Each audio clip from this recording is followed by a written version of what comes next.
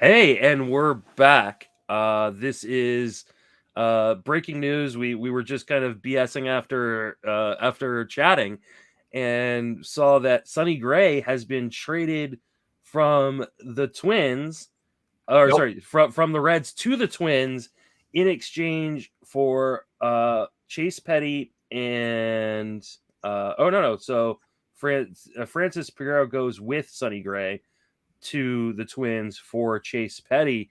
Uh, Instant thoughts. I mean, we're just seeing this as we're recording. I'll throw this into the back of the episode for those of you who are going to be listening via podcast. So, thoughts on Sonny Gray moving out of Cincinnati to a much better park in Minnesota. So as we were talking about the recording earlier, we said Cincinnati was an organization treading water, if not sinking. Well, now we know which direction they're going. Here comes the sell-off, and they make this move. But I would say that the same points that we were applying about the change in defense in Minnesota really apply to Sonny Gray. I mean, Sonny Gray's a ground ball pitcher, and now he's going to a defense that is, we're unsure of what the quality of defense is going to be with losing Simmons and gaining Connor Falefa at shortstop. So I feel that the gain in getting out of Great American Small Park is somewhat offset by the infield defense. That said, I haven't looked at exactly the way the Reds infield defense was playing once they settled in an infield last year and got Suarez out of shortstop. It was not good. Yeah, So I think this is. I mean, yeah, it's not as big of a plus as it might have been if Isaiah kind of Falefa wasn't playing shortstop, but like it's definitely an improvement over Eugenio Suarez and Kyle Farmer on that side of the infield. So I think this is great for Sonny Gray. This is. I mean, he gave up 13 of his 19 home runs at home last year. 4.89 ERA at home, 3.44 on the road. Yeah. That helps. So yeah, this gives Gray a nice bump up. And see, this isn't a small term solution either, because they could exercise his option next year. He is in the final year of that deal that he has, but there is a 2023 club option available as well to him. So this may be more than just a 1-year move for Minnesota, but bully on them for going out and making a move. Especially with this part. I mean, Chase Petty, it's not like, I mean, Chase Petty was their 14th ranked prospect by the latest work that Eric and Tess had done. And just this article just came out earlier this week. But they ranked Petty as the 14th person. There's some of the comments here. We remain skeptical about Petty's long-term chances to start due to the nature of his delivery and relative lack of physical projection. Very well built and strong. The cement on his frame is closer to being dry than it is for most teenage prospects. They have him projected as a late inning reliever. He's still several years away. So yeah, I think he's probably a high leverage late inning guy. Good fastball, good slider, but yeah, I think that's probably about it. The hometown kid, he's from Minnesota too, and they traded him away. Yeah. But this is also interesting news for Hunter Green. Like he could potentially make probably not the opening day rotation, but be up pretty early.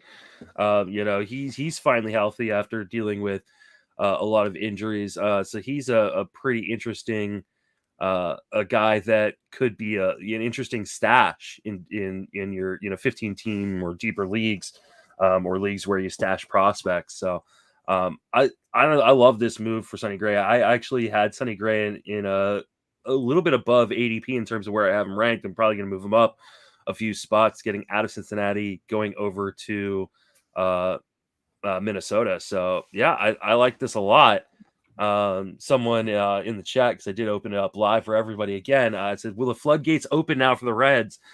Senzel, Winker, who else is vulnerable? I think everybody's vulnerable. I think Tyler Mahle might be next. Hopefully is next.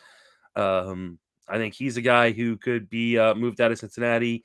I definitely think if they can find a taker for Moustakas' contract or Suarez's contract, they may end up trying. They need to kind of unclog that infield, probably unclog the outfield too. I don't think Senzel is a guy they trade, but maybe Jesse Winker. Winker could be a guy that gets moved. Because they have a glut of everything.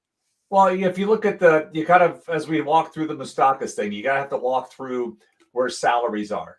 Mm-hmm. So it's like this year they're still paying Shogo Akiyama $8 million. Yeah. Luis Castillo's in the final year. He's got ARB3 coming up next year, so you would have to, believe that he is good as gone. Yep. Winker is getting ready to head into ARB3. Molly is getting ready to head into ARB3. Tyler Naquin is in his final year before being an unrestricted free agent. So that's where things are. Everything else Those is four guys. Yeah, those four guys I think are probably at the top of the list of anybody being potentially moved from Cincinnati. But I mean, I don't know that anybody is super, super safe unless they're part of the long. I mean, Votto's not going anywhere. They're not going to trade Votto, obviously. Right. And Gray had a $12 million option for next season. The other thing to consider with Green, and I hear you, but if this team is fully going into rebuild, are they going to use this year as one of his years to burn things through, to do that? Whereas they got, Nick Lodolo at least has 1 year of he's got one fewer option years left. And perhaps they go that route instead and use him. All those guys could be up at some point. Yeah. I mean, they're obviously going to play the the service time games with them, but I mean, considering Lodolo's been hurt, Green has been hurt, at points in their, recent careers, you probably want to get them up and kind of see what they got in them. If, you don't want to waste the bullets on them in the minor leagues. So at least Green's he's got the AAA experience. So, why not opening day? I think I don't think he makes the opening day because I don't think they want to. I think they're going to play the service time games. He may even be a Super 2 guy. Like maybe he doesn't come up till June or July. So, but just someone to kind of keep an eye on. Maybe you're not drafting him, but you're kind of keeping an eye on whether or not he's going to come up early. He could. Remember what I said about 10 minutes ago about the Dodgers? Dodgers are close to Nelson Cruz is close to making a decision. It appears to be down to the Dodgers and Padres per Mark. Oh my God! So, please, not the Dodgers. Stop signing players I really, really love. Dodgers. The Padres that'd be great for his fantasy value. One makes sense. The Padres thing makes sense because they were rumored into it last year, and it was part of the reason why the Rays had to step up and pay the price. And then Vince Velasquez just signed a deal with the White Sox.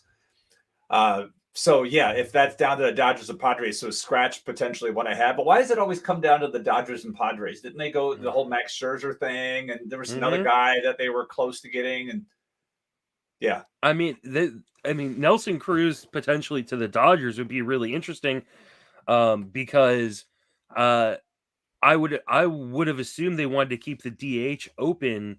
Yeah, for guys like AJ Pollock and Max Muncy and Will Smith. Those of you thinking Will Smith would get a lot of extra at bats at DH, that seems unlikely. I mean, that's going to be super unlikely then if Nelson Cruz comes to town. I think the Padres make more sense. But man, I mean, either way, wherever Nelson Cruz lands, whether it's the Dodgers or the Padres, if those are the two final spots, it's going to be great for his fantasy value. He's going to go up from I think he's around pick 180, 190. He's going to be a top 130, 140 pick. And maybe even higher than that. He's super undervalued right now. Hopefully, if you are like me and do a lot of early drafts, you've gotten a lot of Nelson Cruz because he'll be a monster in either of those lineups. So, all right, well, that is our breaking news update. I think we're good now. I think we're good for the next 5 minutes. yeah. I don't think we're not going to jump back in. So anything else that gets that happens, Paul and I will discuss on Tuesday. Jason, thanks a lot for jumping back on with me. All right, see you, man.